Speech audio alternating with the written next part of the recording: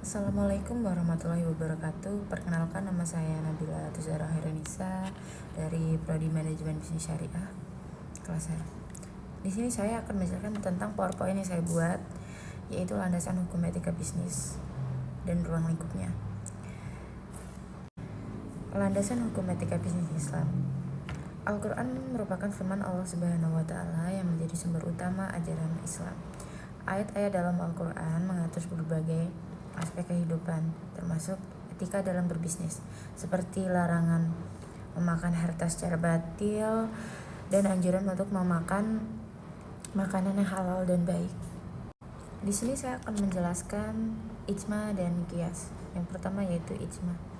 Ijma adalah kesepakatan para ulama mujtahid pada suatu masa tertentu mengenai suatu hukum syariat Islam setelah wafatnya Nabi Muhammad SAW. Kedua yaitu qiyas.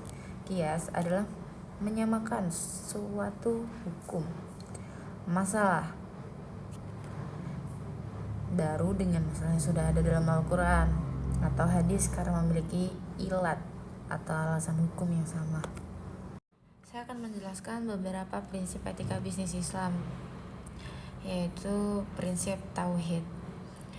Prinsip tauhid adalah keyakinan dan pengakuan akan keesaan Allah Subhanahu wa Ta'ala sebagai satu-satunya Tuhan, yang berarti hanya Dia yang berhak disembah, diatur, dan kepadanya semua urusan umat manusia dikembalikan, baik dalam aspek ibadah maupun kehidupan sehari-hari seperti muamalah, ekonomi, dan moralitas.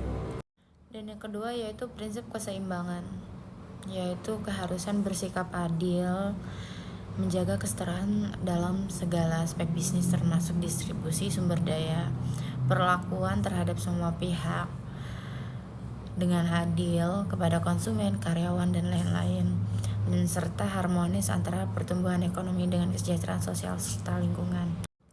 Yang ketiga yaitu prinsip kehendak bebas, pemberian hak dan kebebasan bagi individu untuk bertindak, memilih, dan mengarahkan kehidupan dalam aktivitas bisnis tanpa merugikan orang lain atau kepentingan kolektif, serta mempertanggungjawabkan setiap tindakan yang diambil di dunia maupun di akhirat. Yang keempat yaitu prinsip tanggung jawab dalam etika bisnis Islam, yaitu adalah kewajiban moral dan syariah seorang pelaku bisnis untuk menanggung segala resiko atau konsekuensi dari tindakan, ucapan, dan keputusan, serta memberi manfaat kepada masyarakat yang luas, karyawan, dan lingkungan. Dan yang kelima yaitu prinsip kebenaran, kebajikan, dan kejujuran.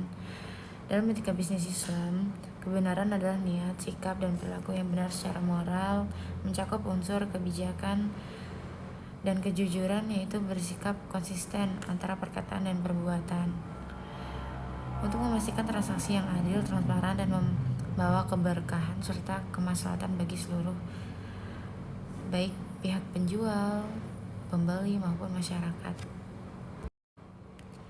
Dan yang keenam yaitu prinsip kesadaran tentang signifikasi sosial, yaitu kewajiban bagi setiap pelaku bisnis memiliki orientasi pada tanggung jawab sosial, bukan sekedar mengejar keuntungan semata, dan bertindak aktif dalam memberikan kontribusi positif pada masyarakat dan melalui kegiatan bermanfaat bukan merugikan.